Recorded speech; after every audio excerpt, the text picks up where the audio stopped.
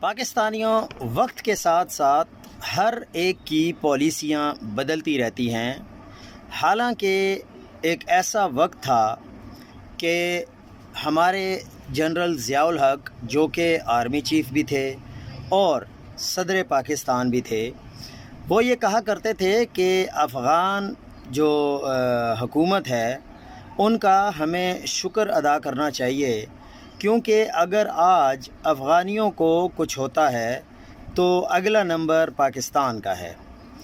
اور ہمیں یہ کہا جاتا تھا کہ اگر آپ اور کچھ نہیں کر سکتے تو کم از کم ان کے لیے دعا تو کر سکتے ہیں کہ اللہ تعالیٰ افغان مجاہدین کو کامیاب کرے۔